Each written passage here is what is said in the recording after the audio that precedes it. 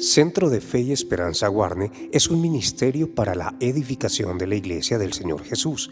Fundamentado en las Escrituras, su propósito es hacer discípulos a través de la predicación del Evangelio y el amor de los unos por los otros.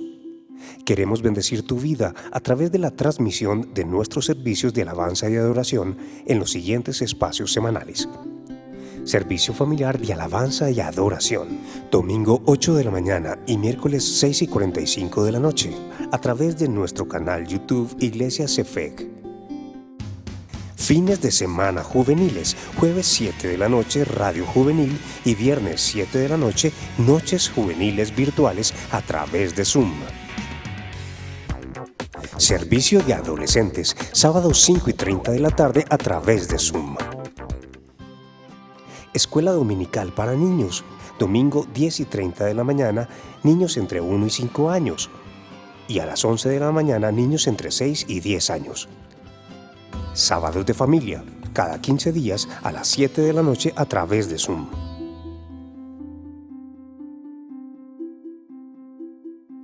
Amado Señor, eres grandioso, eres maravilloso y soberano. Eres bienvenido a este lugar, a nuestras vidas, a nuestros corazones. Eres bienvenido a cada hogar.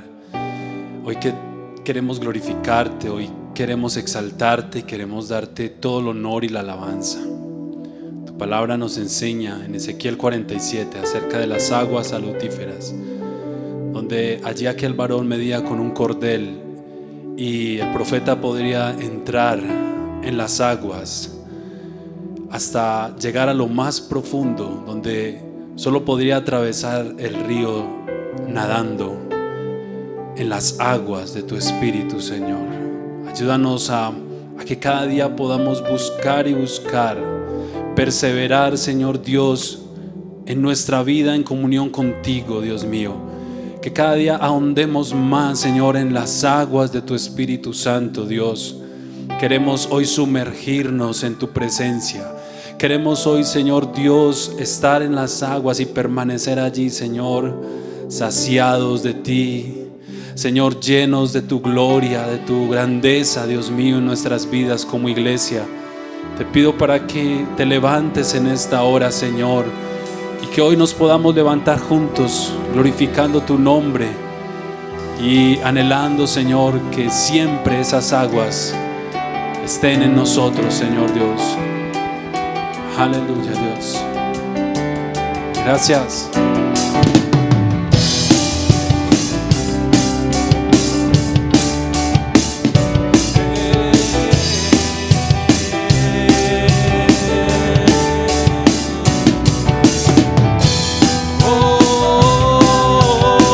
Cántalo.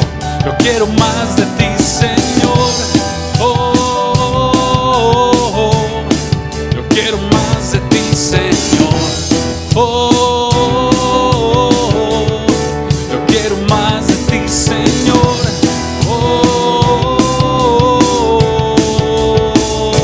Ven sobre mí, ven sobre mí como lluvia. Haz las aguas subir en este lugar. Libera tu río, Dios, libera tu río sin medida. Y deja tus aguas agitar. Pues yo quiero nadar en tu río. Yo quiero beber de tus aguas. Yo quiero nadar en tu río.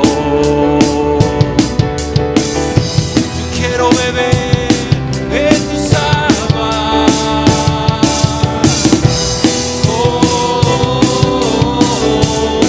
Yo quiero más de ti, Señor. Yo quiero más de ti, Señor. Yo quiero más de ti, Señor. Ven sobre mí y ven sobre mí como lluvia. Haz las aguas subir en ese lugar. libera tu río sin medidas, y deja tus aguas agitar. Pues yo quiero nadar en tu río. Yo quiero beber de tus aguas, pues yo quiero nadar en tu río.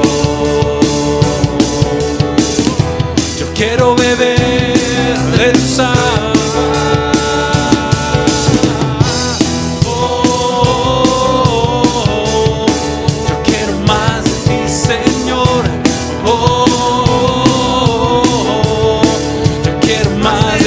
Señor, yo quiero más de ti, Señor.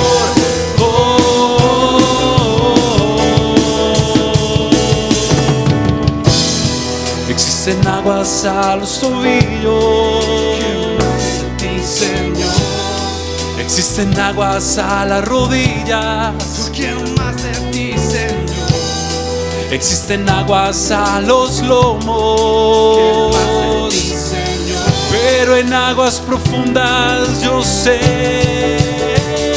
que quiero nadar en tu río. Yo quiero beber de tus aguas.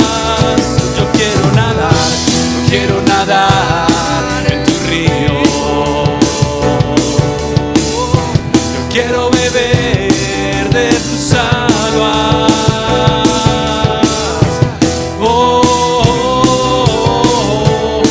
Yo quiero más de ti, Señor.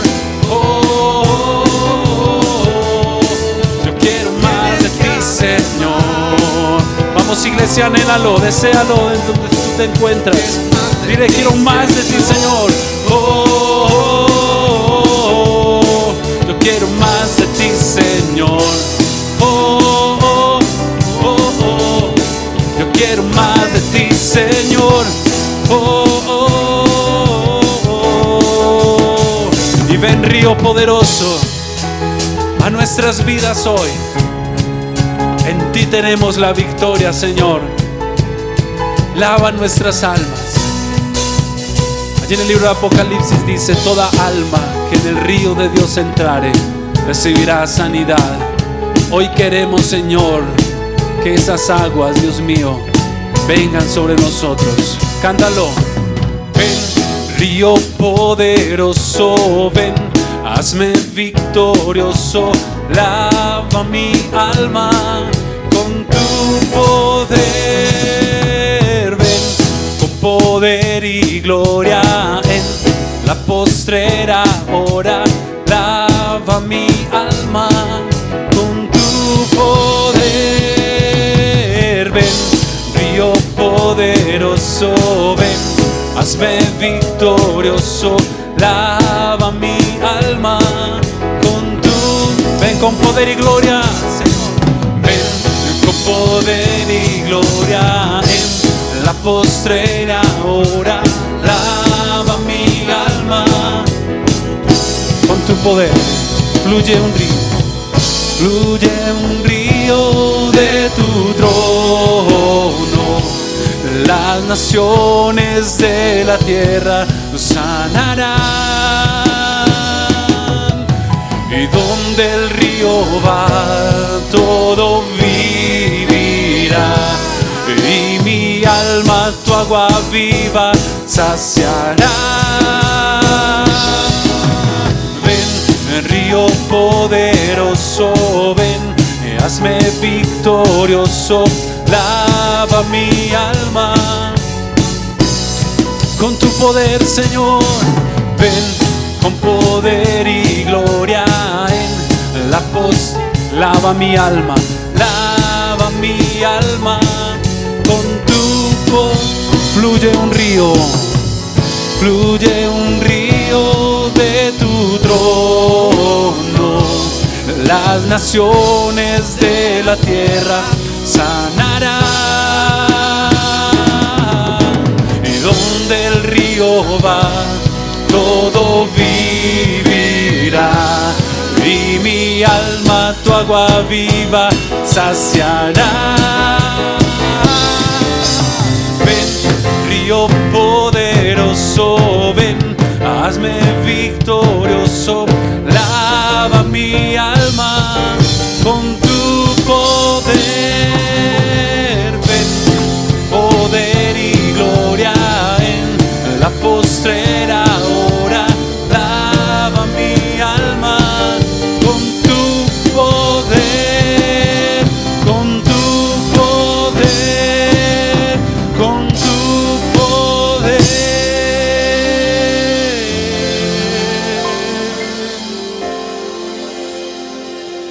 Fluye un río de tu trono, las naciones de la tierra sanarán. Y donde el río va, todo vivirá. Y mi alma tu agua viva saciará. Fluye un río de tu trono, canta. Fluye un río de tu trono, las naciones de la tierra sanarán. Y donde el río va, todo vivirá. Y mi alma tu agua viva. Y mi alma tu agua viva. Y mi alma tu agua viva saciará.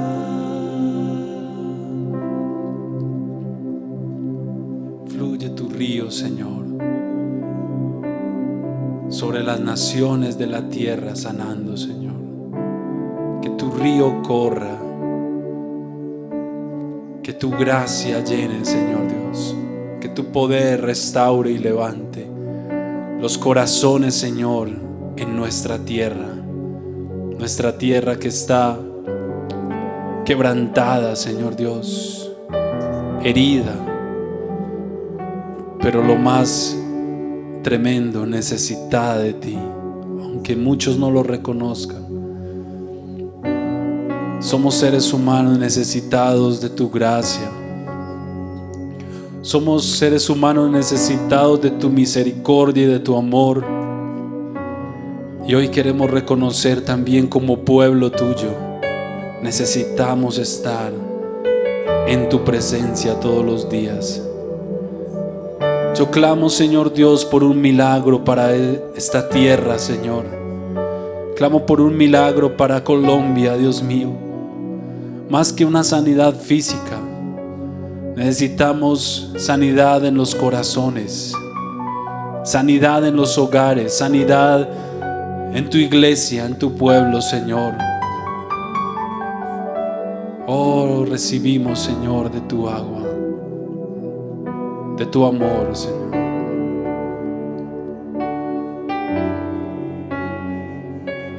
Estoy aquí.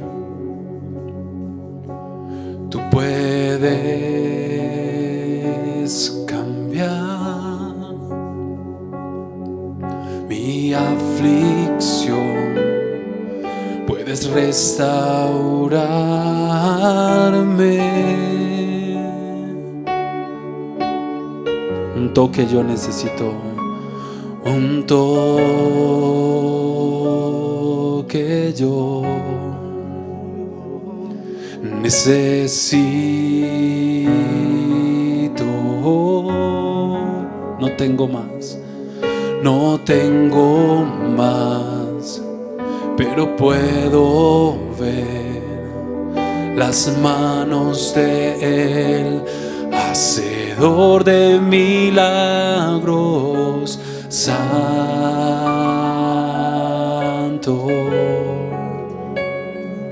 Tú eres santo.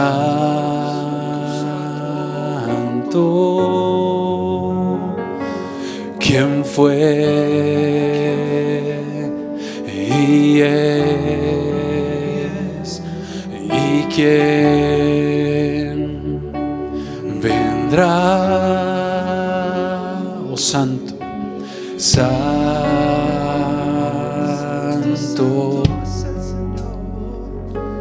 tú eres santo.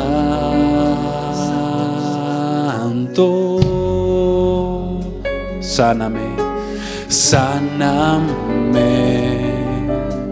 sálvame, que estoy a tus pies, hacedor de milagros, hacedor de milagros. Poderoso Dios, nuestra fe está puesta en ti, que eres grande.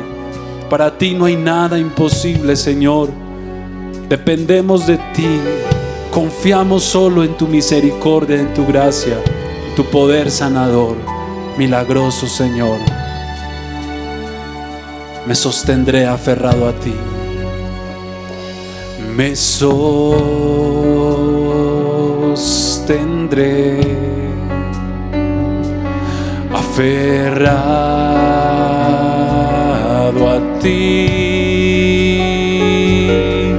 Tu río, Dios, puede restaurarme. Oh, oh, oh, eres santo,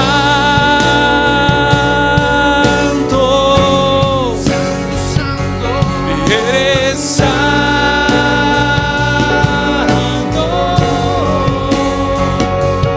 ¿Quién fue?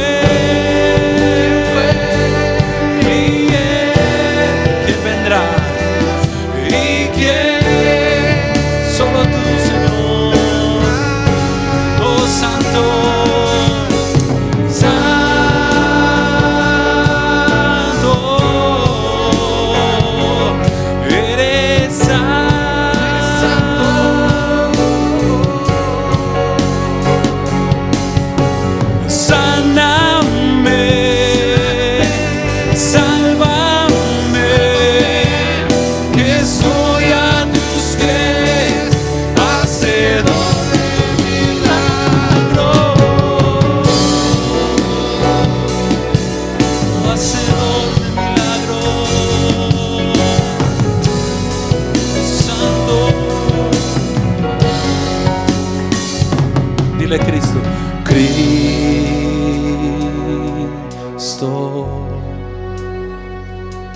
Jesucristo,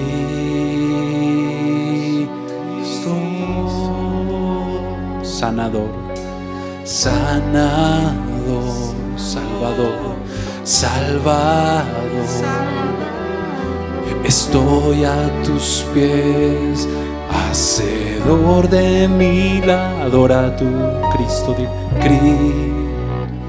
Él es Jesucristo, Jesucristo, sanador, Salvador. Estoy a tus pies, hacedor de milagros, hacedor de milagros. Confiamos en ti, en tu sanidad y tu salvación para las naciones de la tierra. Que en medio de este quebranto se vuelvan los hombres a ti y confiesen que tú eres el Dios, el Creador, que tú eres el grande, que no hay otro como tú. Que tu iglesia en estos tiempos, Señor, nos humillemos como nunca y entendamos que solamente en la intimidad, en la presencia, hallaremos descanso y hallaremos la sanidad y hallaremos la libertad y encontraremos la respuesta, Señor Dios. Que como nunca antes, Señor, esto nos lleve a postrarnos día y noche delante de ti, a cada instante, en cada momento de nuestras vidas. Hacedor de milagros, te amamos y confiamos en tu gracia, en tu salvación, en tu sanidad para tu iglesia. Amén y amén.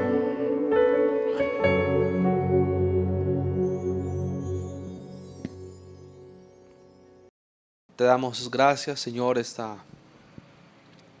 este tiempo y podemos reunirnos. Qué gran privilegio es poder reunirnos y compartir tu palabra. Ella que nos alimenta, que es una gran riqueza y un gran tesoro. No queremos ser insensibles a ella. Por favor, Señor, inclina siempre nuestro corazón a la verdad de tu palabra y al consejo que hay en ella, porque allí hay vida. Tus palabras son espíritu y son vida. Así que, oh Dios, déjanos escudriñar tu palabra en este momento y hallar en ella vida. Te pido, Señor, que abras nuestro entendimiento por la gracia que se encuentra en Cristo Jesús. Te lo pido en este momento, en el nombre de Cristo Jesús, nuestro Señor y Salvador. Amén y amén. A todos una cordial bienvenida y un gran caluroso saludo. Le invito a que allá en tu casa tomes tu Biblia, tus apuntes y vayas conmigo al libro de Romanos capítulo 6. Quiero que tú pongas la mayor disposición en tu corazón en este momento para que comprendamos un pasaje de la Escritura que Dios quiere hablarnos hoy a través de ella en el libro de Romanos capítulo 6. Hoy quiero hablarles sobre el difunto rey. El difunto rey. Dice el versículo 1: ¿qué pues diremos? Dice el apóstol Pablo. ¿Perseveraremos en el pecado para que la gracia abunde? En ninguna manera. Porque los que hemos muerto al pecado, ¿cómo viviremos aún en él? ¿O no sabéis que todos los que hemos sido bautizados en Cristo Jesús hemos sido bautizados en su muerte? Porque somos sepultados juntamente con él para muerte por el bautismo, a fin de que como Cristo resucitó de los muertos para la gloria del Padre, así también nosotros andemos en vida nueva. Porque si fuimos plantados juntamente con él en la semejanza de su muerte, así también lo seremos en la de su resurrección. Sabiendo esto, que nuestro viejo hombre fue crucificado juntamente con él para que el cuerpo del pecado sea destruido, a fin de que no sirvamos más al pecado. Porque el pecado ha muerto, ha sido justificado del pecado. Y si morimos con Cristo, una vez más el versículo 7, porque el que ha muerto ha sido justificado del pecado. Lo leí mal. Versículo 8, y si morimos con Cristo, creemos que también viviremos con él, sabiendo que Cristo, habiendo resucitado de los muertos, ya no muere. La muerte no se enseñorea más de él, porque en cuanto murió, al pecado murió una vez por todas, mas en cuanto vive, para Dios vive. Así también vosotros, consideraos muertos al pecado, pero vivos para Dios en Cristo Jesús, Señor nuestro. No reine pues el pecado en vuestro cuerpo mortal, de modo que le obedezcáis en sus concupiscencias. Ni tampoco presentéis vuestros miembros al pecado como instrumentos de iniquidad, sino presentaos vosotros mismos a Dios como vivos de entre los muertos, y vuestros miembros a Dios como instrumentos de justicia, porque el pecado no se enseñoreará de vosotros, pues no estás bajo la ley, sino bajo la gracia. Amén. A través de la historia de la iglesia, cuando hemos visto en otros momentos que el evangelio de la justificación es solo por gracia, solo por Cristo y solo mediante la fe, estas enseñanzas a través de la historia de la iglesia han sido atacadas por dos grupos de personas. Por un lado tenemos los legalistas y por otro lado tenemos los antinomianos. Los legalistas son aquellos que piensan que en última instancia nosotros podemos ganarnos el favor de Dios a través de nuestros méritos por medio de nuestra obediencia, que nosotros tenemos parte en la obra salvífica del Señor, que nuestras obras hacen mérito para tal cosa. Y piensan aquellos legalistas que la enseñanza de la salvación solo por la fe y solo por la gracia promueve el pecado. Y por otro lado tenemos los antinomianos. Esta palabra, si es muy para ti extraña, esta palabra es una palabra compuesta. Anti significa anti, contra, y nomos, de ley. Es decir, aquel grupo de personas que están en contra de la ley. O sea, ellos piensan que el evangelio que enseñamos de que somos salvos por gracia y no por obras, entonces que ya no tenemos que preocuparnos por la obediencia, porque al fin y al cabo somos salvados por gracia y no por nuestras obras. Y si es así, entonces no es necesaria la obediencia ni la santificación. Y explican de una forma equivocada el concepto de la gracia, legalistas y antinomianos. Y es esos errores que el apóstol Pablo quiere corregir en este momento de la carta a los Romanos. Él viene hablando en el capítulo 5, versículo 20. Él viene hablando sobre de que donde abundó el pecado, sobreabundó la gracia. ¿Lo recuerda? 5:20. Porque más cuando el pecado abundó, sobreabundó la gracia. Y los antinomianos entonces piensan que entre más pecamos, entonces mayor gracia. Entonces tenemos que pecar y pecar más para que abunde la gracia. Y si uno se queda con ese versículo 20, pudiera ser una conclusión. Pero por eso el apóstol Pablo comienza nuestro pasaje del capítulo 6 haciendo la pregunta que el versículo 20 del capítulo anterior nos puede dejar en confusión. Entonces él comienza en el capítulo 6, verso 1 diciendo: ¿qué diremos? Entonces, voy a leer una versión de las Américas. ¿Continuaremos en pecado para que la gracia abunde? Porque, mi hermano, la lógica del evangelio es absolutamente diferente al legalista y al antinomiano.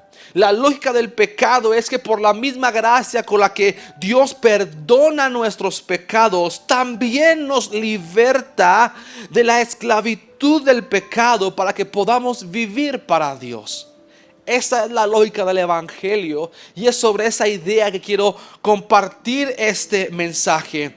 La misma gracia de Dios que perdonó nuestros pecados es la misma gracia que nos liberta de la esclavitud del pecado para que podamos vivir para Dios.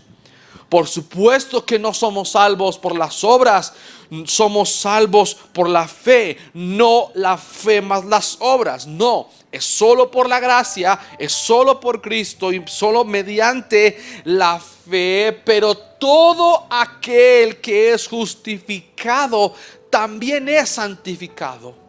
Las santificaciones, como hemos visto en otros momentos, es el resultado de la justificación.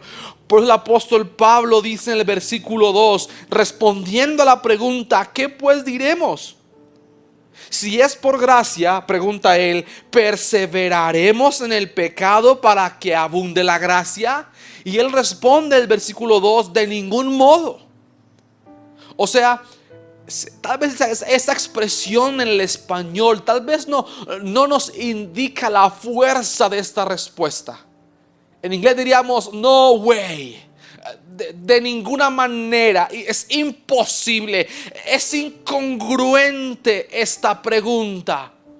Y dice el apóstol Pablo: de ningún modo, versículo 2, nosotros que hemos muerto al pecado, ¿cómo viviremos aún en él? Mi hermano, el que no está siendo santificado nunca ha sido justificado y va camino al infierno. Qué tan importante es que podamos entender a esto. La fe que salva nos une a Cristo. De hecho, el tema central de nuestro pasaje es ese: nuestra unión con Cristo. Y es porque en esa unión con Cristo es que progresivamente somos transformados por el poder del Espíritu, para que cada vez seamos más como Él y menos como yo. Y quiero compartir 4 enseñanzas que podemos extraer de este hermoso pasaje. Y la primera, como la acabo de mencionar, es nuestra unión con Cristo. Porque desde el instante en que creímos, desde el instante que pusimos nuestra fe en Él para salvación y vinimos en arrepentimiento al Señor, fuimos unidos a Él de una forma misteriosa. Fuimos unidos a Él de una manera sobrenatural. Una vez más, versículo 1. ¿Qué pues diremos? ¿Continuaremos en pecado para que la gracia abunde? De ningún modo. Nosotros que hemos muerto al pecado, ¿cómo viviremos aún en él? Dice Pablo: ¿o no sabéis que todos los que hemos sido bautizados en Cristo Jesús hemos sido bautizados en su muerte? Y lamentablemente muchos ahora ven el bautismo como una cuestión nuestra, como algo que hacemos por una intención nuestra. Y aunque es cierto que cuando alguien se bautiza está dando testimonio público de su fe del Señor Jesucristo, eso es cierto, pero el bautismo en la realidad está simbolizando no lo que yo hice cuando creí en Él, sino que es un símbolo de lo que ya Dios hizo en nosotros al unirnos a Cristo por el poder del Espíritu Santo. Lo que el texto dice: ¿no sabéis que hemos sido bautizados con Él en su muerte? Es por eso que todos los verbos que tú encuentras del versículo 1 al versículo 7, todos se encuentran en voz pasiva. Y si usted aún no recuerda el colegio, cuando veíamos español, las voces pasivas significan que el sujeto está recibiendo la acción de ese verbo. Todos los verbos que aparecen en nuestro texto del capítulo 6, del 1 en adelante, el 3 en adelante, todos estos verbos se encuentran en voz pasiva. Porque los creyentes, recuerden, fuimos unidos a Cristo por la fe desde el momento que creímos.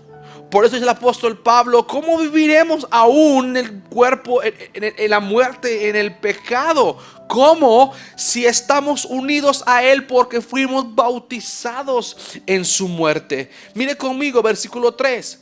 ¿O no sabéis que todos los que hemos sido bautizados en Cristo Jesús, hemos sido bautizados en su muerte?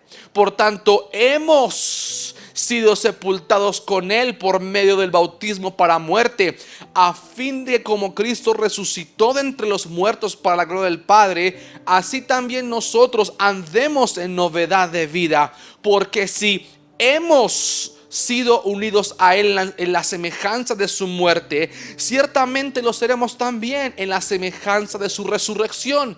Sabiendo esto, que nuestro viejo hombre fue crucificado con Él para que nuestro cuerpo de pecado fuera destruido, a fin de que ya no seamos esclavos del pecado, porque el que ha muerto ha sido liberado del pecado. Te pregunto, ¿cuál fue tu participación en todo esto? Ninguna. Mi hermano, esto de la unión con Cristo en nuestra práctica de fe es algo vital para comprender de qué se trata la vida cristiana. Porque no sé si sabían que de las 13 cartas del Nuevo Testamento que se le atribuyen al apóstol Pablo, en ninguna de ellas Pablo se refiere a los creyentes como cristianos. En ninguna. Pablo usa la expresión una y otra vez como aquellos que están en Cristo. Expresiones como en Cristo, en Él, en el Señor, en Cristo Jesús aparecen 164 veces en las cartas del apóstol Pablo.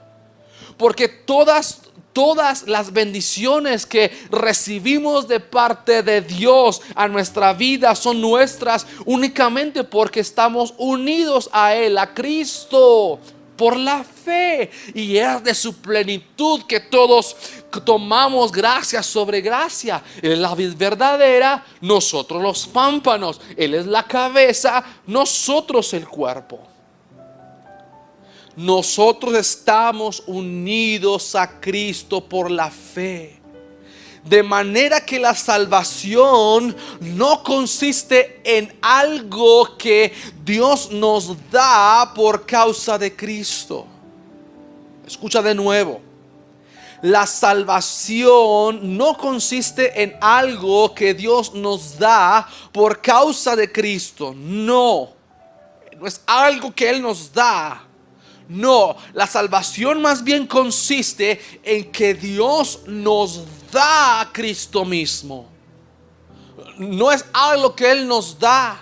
No es que tú vengas a Él y Dios te ponga una inyección de vida eterna.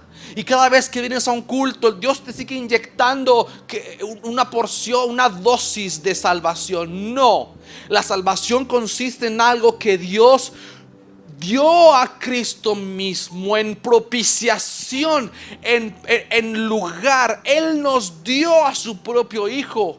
Juan 3:16 lo deja muy claro. Pablo en Corintios dice: mas por Él, o sea, por el Padre, estáis vosotros en Cristo, el cual nos ha sido hecho por Dios sabiduría, justificación, santificación y redención, para que, como está escrito, el que se gloría, gloríese en el Señor. Por supuesto que esta unión con Cristo es un misterio. No podemos entender del todo cómo es que funciona esto de que una persona está unida a Cristo por la fe. De manera que Pablo, en el libro de Efesios, se refiere a esta unión como un mega misterio. Y Pablo, para poder explicarnos un poco más acerca de esto, usa la analogía que hay entre Cristo y la iglesia en su unión, como la que hay entre el esposo y la esposa en el vínculo o en el pacto del matrimonio. En Efesios 5 el apóstol escribe: grande, mega es este misterio, mas yo digo esto respecto de Cristo y de la iglesia. Un creyente, una persona que ha puesto su fe en Jesucristo, en primer lugar está unido a Él, porque su antiguo yo fue muerto con Cristo, como lo veremos luego en el bautismo. Está unido. ¿Y cómo entender este misterio? Pues la Biblia nos da unas luces y nos pone de ejemplo el matrimonio que hay entre el esposo y la esposa. Es tal la unión que tiene el esposo con la esposa en el vínculo matrimonial que la noche seguramente antes del matrimonio, de la ceremonia, del pacto, eran dos personas, Carlos y Juanita. Carlos era una persona, Juanita era otra persona, pero el día en que se casan ya no son más Juanita y Carlos, sino que ahora son uno. En el sentido técnico y práctico de la vida, estos dos personas, Carlos y Juanita, ahora son una persona.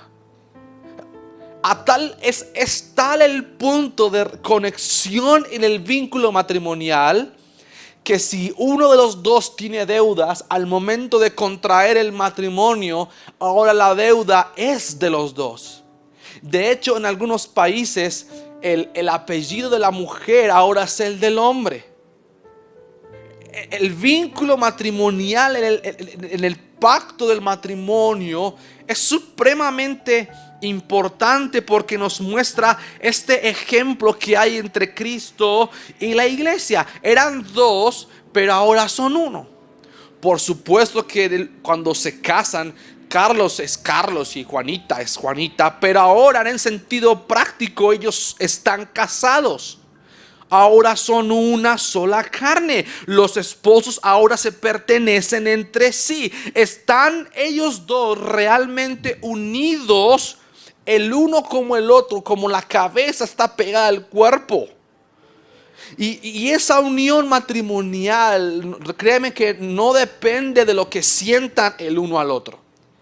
Si el matrimonio va bien, que debería de ir bien en todos los casos, si en un momento tienen una dificultad entre ellos y no se sienten bien uno con el otro, siguen casados.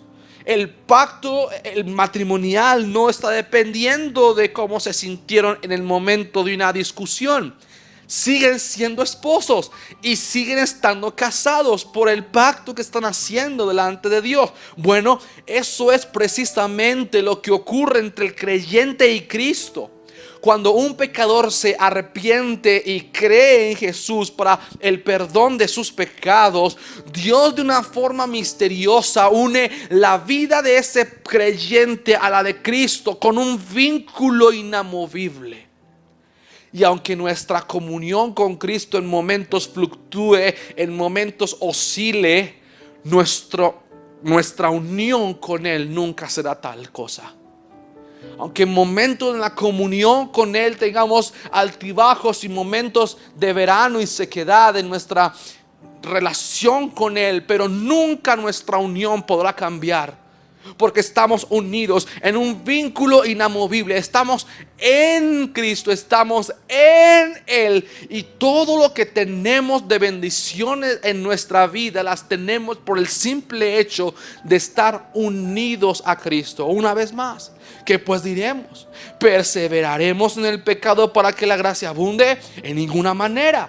Porque los que hemos muerto al pecado, ¿cómo viviremos aún en él? ¿O no sabéis que todos los que hemos sido bautizados en Cristo hemos sido bautizados en su muerte? Y esto nos lleva a la segunda enseñanza de nuestro texto. A causa de esta unión con Cristo, hemos muerto al pecado. Por causa de que hemos sido unidos a Él por la fe, hemos muerto al pecado. No sé si notaron cuando leímos al comienzo, cuántas veces el apóstol Pablo dice que hemos muerto con Cristo. En el versículo 2 dice que hemos muerto al pecado. En el versículo 3 dice hemos sido bautizados en su muerte.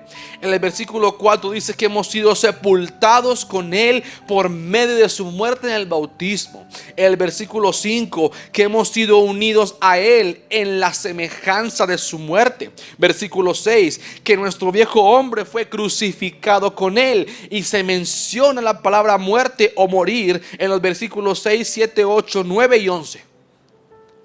El énfasis aquí es realmente evidente. Si tú eres un cristiano, tu antiguo yo, ese que era rebelde contra Dios, ha muerto. Si tú eres un cristiano, si tú eres un creyente que has creído en Jesucristo, tu antiguo yo ha muerto. ¿Y eso qué quiere decir?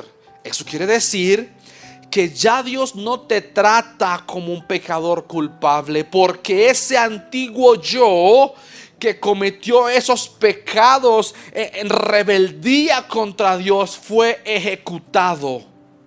Ese antiguo yo fue ejecutado. Tú no lo ejecutaste, sino que Dios lo ejecutó cuando tú creíste por la fe en Cristo y moriste en su muerte.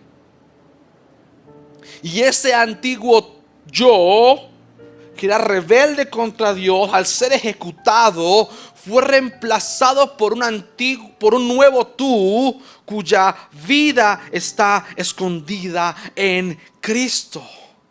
Dice Romanos 8:1, ahora pues ninguna condenación, y la palabra ninguna en el griego significa ninguna. no hay ninguna condenación para los que están una vez más, ¿lo ven? En Cristo Jesús. Pero esto también quiere decir que el pecado ya no puede gobernarte a su antojo, porque has cambiado de dueño. Hemos cambiado de ciudadanía. En esa vida pasada, llena de culpa y de corrupción, era tan radical la maldad que aunque hacíamos lo bueno, pecábamos. Era tan terrible y miserable la condición que éramos, que aun cuando hacíamos lo bueno pecábamos, porque no lo hacíamos con la intención prioritaria de dar la gloria a Dios y ser obedientes sinceramente a Él. Lo hacíamos por intereses personales y por placeres egoístas de nuestro corazón. Pecábamos todo el tiempo y no podíamos dejar de pecar. Esto quiere decir, haber muerto al pecado, como la Biblia dice, quiere decir que antes estábamos bajo el dominio del pecado y de la muerte, pero ahora que estamos en Cristo, recuerden el segundo punto, a causa de nuestra unión en Cristo hemos muerto al pecado. Es decir, ahora estamos en Cristo, estamos ahora bajo el dominio de la gracia y de la vida. Y esa realidad, tú que me escuchas, hermano, hermana, esa realidad tiene que ser evidente en nuestro carácter y en nuestra conducta. Pablo lo dice una vez más, versículo 1. ¿Qué pues diremos? ¿Continuaremos en pecado para que la gracia abunde? No, güey, de ninguna manera. Nosotros que hemos muerto al pecado, ¿cómo viviremos aún en él? Y Pablo pregunta, ¿o no sabéis que todos los que hemos sido bautizados en Cristo Jesús hemos sido bautizados en su muerte?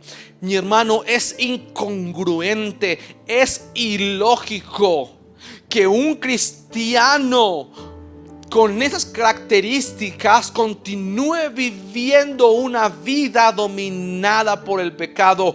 No tiene relación como el agua y el aceite. Es incongruente, ilógico, absurdo e imposible que un cristiano, al estar unido por la fe en Cristo y haber muerto con Él, siga viviendo en esta vida dominada por el pecado. Es imposible.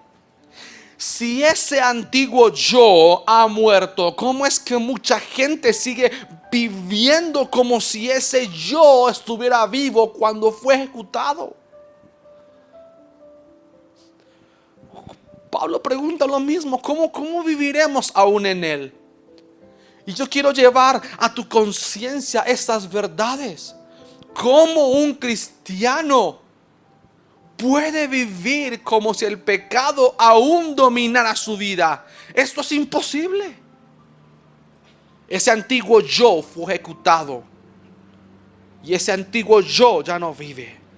¿Cómo quieres que ese yo siga vivo y vives como si estuviera vivo? Debe contarles una pequeña ilustración. Si un poblado es conquistado por un ejército malo y subyugado y dominado por ese ejército por muchos años, y luego aparezca en escena un ejército bueno que expulsa a esta dictadura de este poblado y comienza a regir con rectitud porque es un ejército bueno, pero los ejércitos enemigos no fueron destruidos del todo, fueron expulsados de aquel poblado. Así que se fueron a vivir a las montañas en la frontera de aquella ciudad. Y de vez en cuando este ejército, que sabe que no puede ganar la guerra, que sabe que no tiene oportunidad contra el nuevo gobierno, pero él prefiere producir caos al interior de esta ciudad. Así que de vez en cuando él ejerce presión en sectores del poblado para causar caos y confusión al interior. Él no está reinando en aquella ciudad, no está gobernando en aquella ciudad, pero está presionando. Pregunta: ¿por qué querrían los ciudadanos de este poblado desear volver al gobierno ilegítimo de este ejército dictador? ¿Por qué querrían estos ciudadanos regresar a subyugarse a ese ejército malvado? ¿Por qué querrían ellos eso? No, mis hermanos, el creyente debe de desear de todo corazón hacer la voluntad de Dios. Y claro, pecamos, pero cuando peca siente vergüenza y es atraído de nuevo al arrepentimiento. Versículo 6. Sabiendo esto, que nuestro viejo hombre fue crucificado en él para que nuestro cuerpo de pecado fuera destruido. Pero esa palabra allí, destruido, no es aniquilado, sino que significa que fue hecho inoperante. El cuerpo de pecado fue hecho inoperante. Fue derrocado el rey pecado de nuestros corazones. ¿Para qué? Versículo 7. A fin de que ya no seamos esclavos del pecado, porque el que ha muerto al pecado ha sido libertado del pecado. Es decir, nuestro cuerpo ha dejado de ser tierra fértil para que la hierba mala del pecado siga creciendo libremente en ese huerto. Nuestro cuerpo ha dejado de ser tierra fértil para que esa hierba mala del pecado siga creciendo libremente en este huerto. Porque, versículo 7 una vez más, porque el que ha muerto ha sido justificado del pecado. En la Américas, en esta versión dice, porque el que ha muerto ha sido libertado del pecado.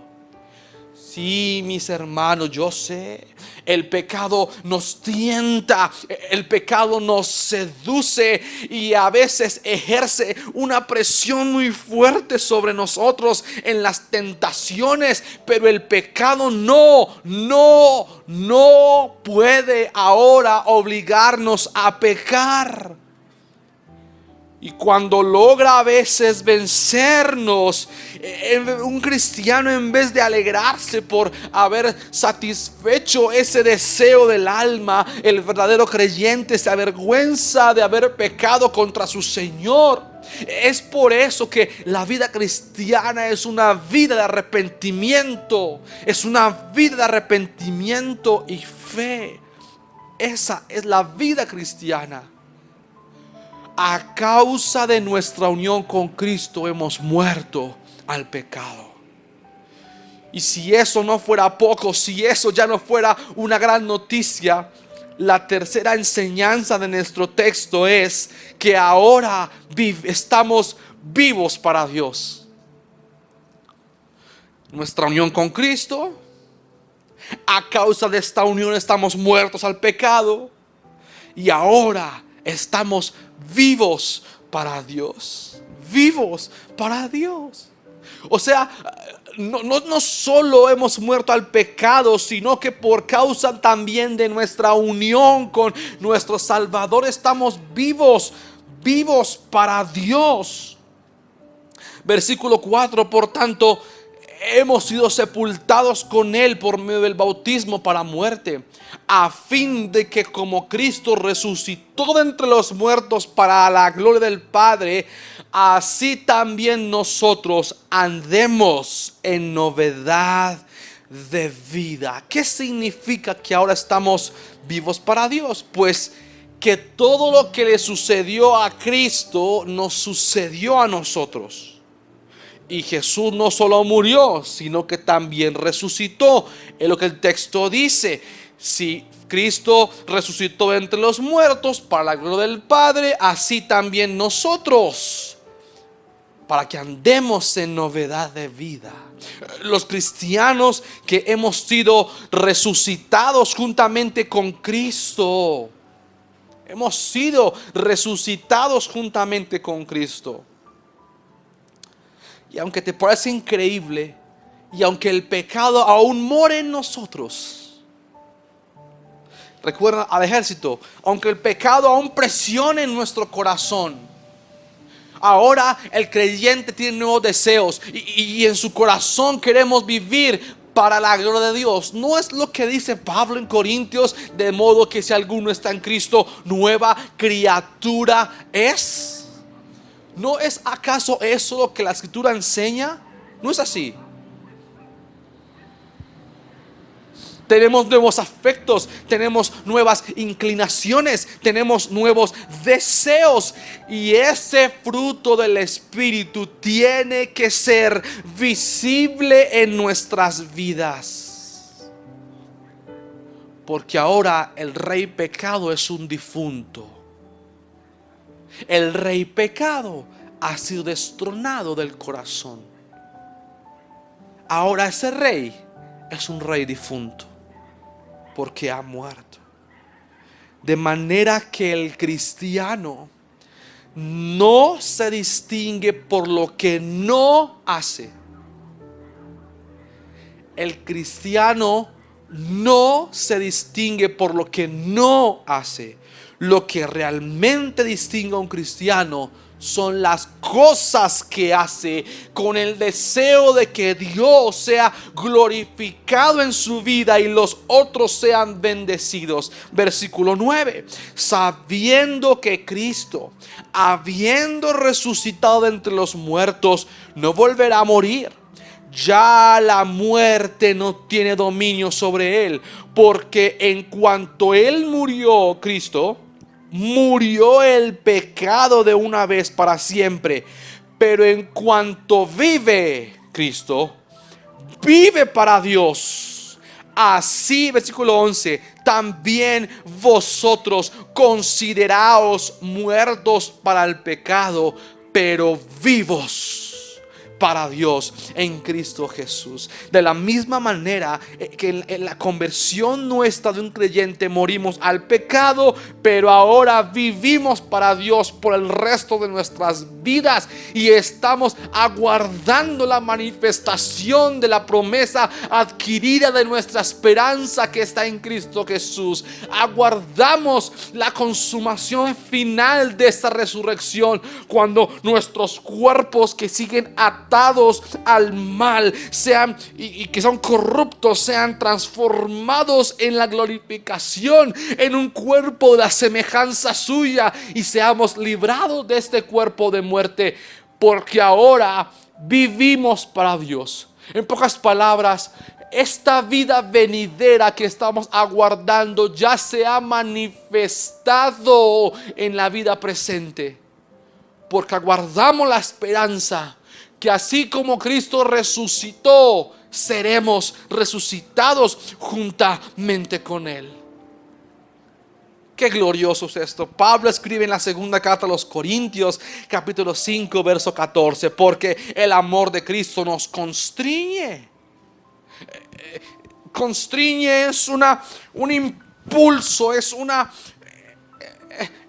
contracción del interior, es una fuerza vital y espiritual que hay en nuestro exterior, motivados por el amor de Cristo. Pensando esto, el apóstol continúa diciendo que si uno murió por todos, hablando de Cristo, luego todos son muertos.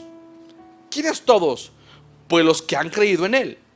Y por todos murió, los que creyeron en Él, para que los que viven ya no vivan para sí, mas para aquel que murió y resucitó por ellos. ¿No dice la Biblia: con Cristo estoy juntamente crucificado y ya no vivo yo, mas Cristo vive en mí, y lo que ahora vivo en la carne lo vivo en la fe del Hijo de Dios, el cual me amó y se entregó a sí mismo por mí? Y Mi hermano, me preocupa mucho cuando veo a algunos que profesan ser cristianos, que defienden sus conductas y deseos con la idea de la libertad cristiana, como si Cristo nos hubiera hecho libres para seguir satisfaciendo nuestros deseos. Me preocupa cuando veo personas que profesan ser cristianas defendiendo las banderas de la libertad cristiana. Yo soy libre en Cristo, para satisfacer los deseos de su alma. ¿Sabes qué es la libertad cristiana? La libertad cristiana, cuando Cristo nos hizo libres al precio de su sangre, para que podamos decirle que no a nuestros deseos pecaminosos. Eso es libertad cristiana. E incluso para que podamos restringirnos de las cosas que, aunque parezcan y sean legítimas, pueden hacerle daño a nuestras almas y pueden dañar las almas de otros. Eso es libertad cristiana. Si tú, mira mi hermano, si tú no puedes hacer eso, si tú no puedes decirle que no a tus deseos, si tú no puedes hacer eso, la razón es que aún sigues siendo esclavo de tu viejo yo, esclavo de ese rey. Y esto no quiere decir que los cristianos no pecan. Para los cristianos es una lucha decir que no. Y de esta manera se reconoce a un cristiano, porque está en la lucha. Sufre la tensión que a veces es desesperante.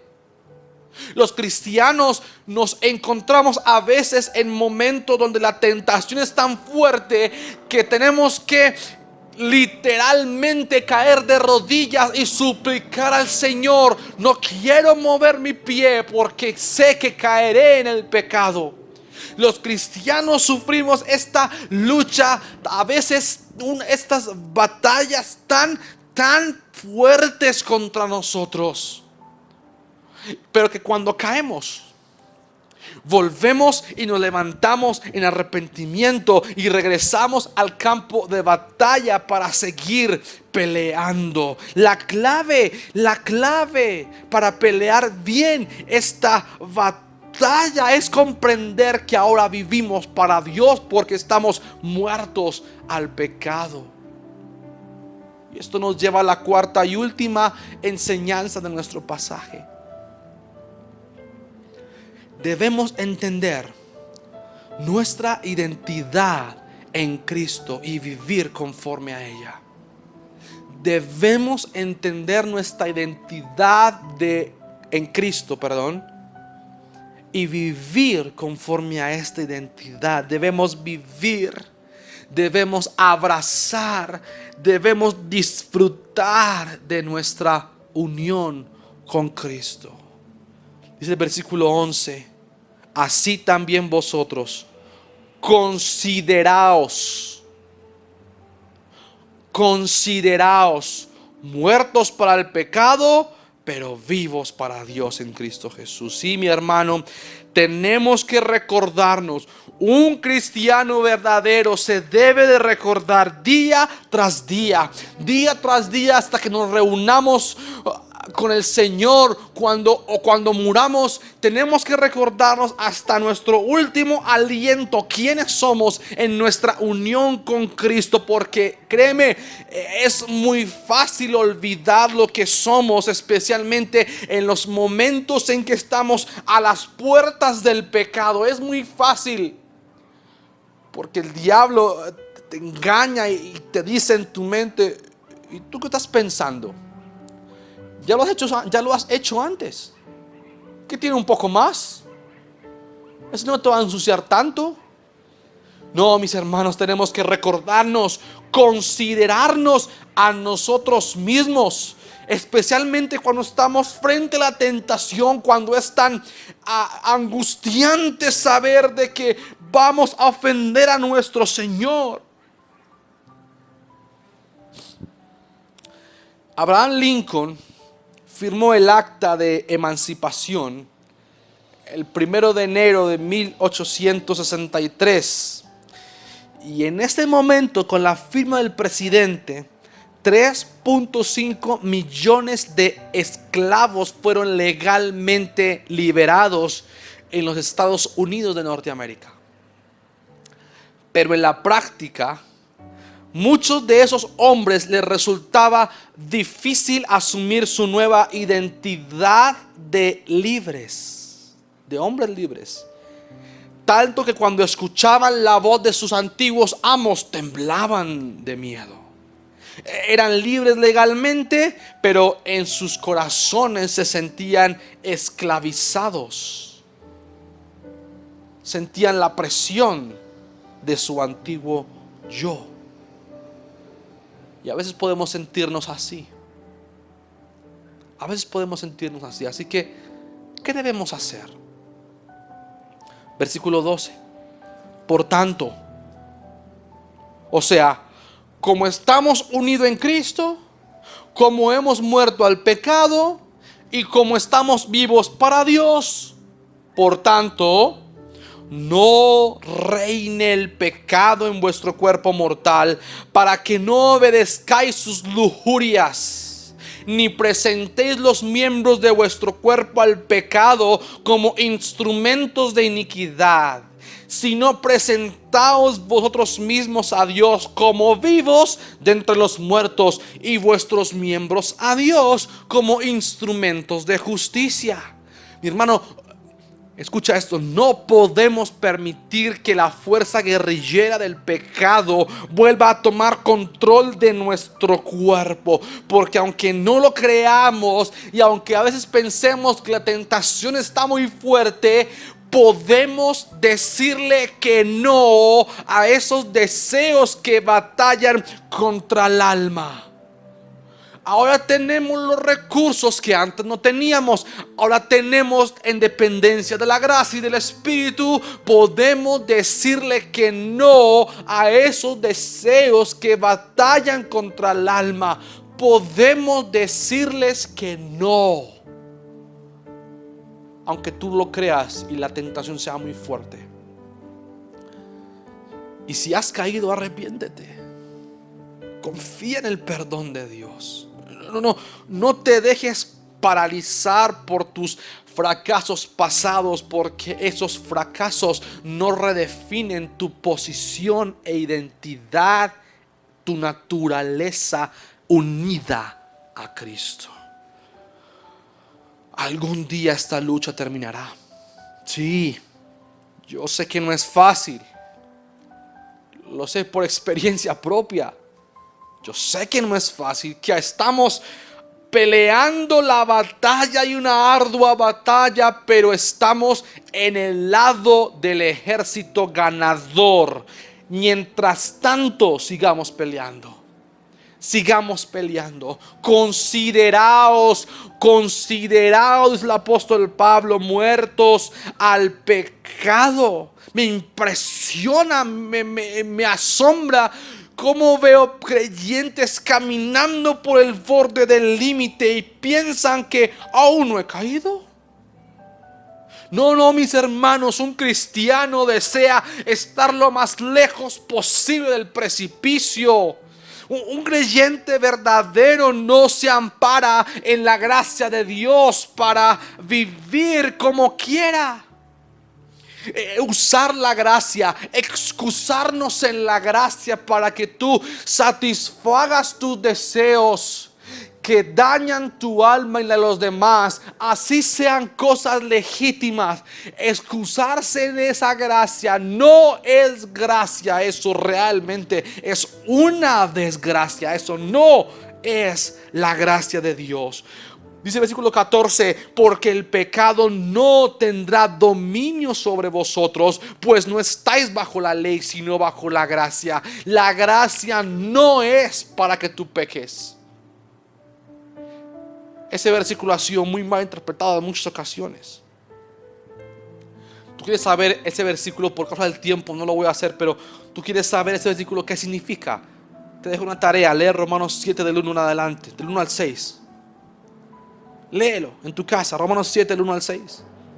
No estamos bajo ese gobierno de la ley que era de condenación. No, estamos bajo otro rey. Ese rey pecado es un rey difunto. Ya no servimos a ese rey pecado. No estamos obligados a vivir ante ese rey pecado. No, ahora estamos bajo el reino de la gracia. Estamos bajo su gracia. No para pecar, sino para poder decirle que no a esas tentaciones y deseos.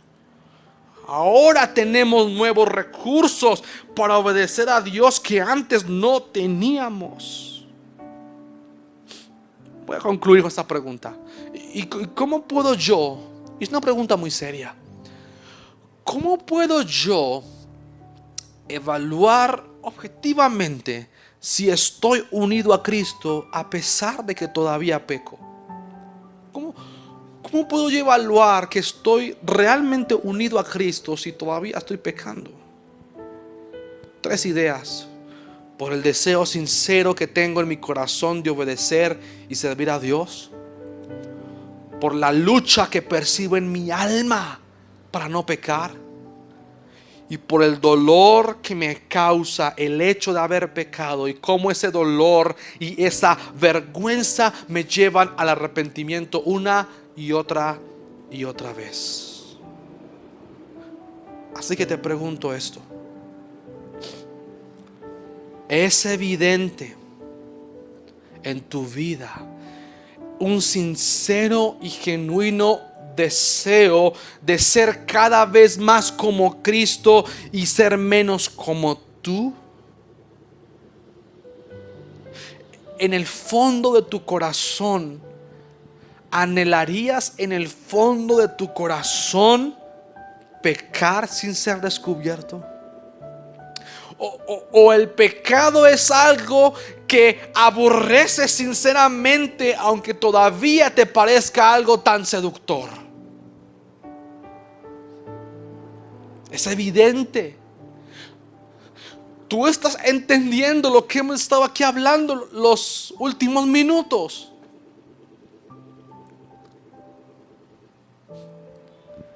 Ese rey ha sido ejecutado. ¿Cómo viviremos aún obedeciendo a ese rey?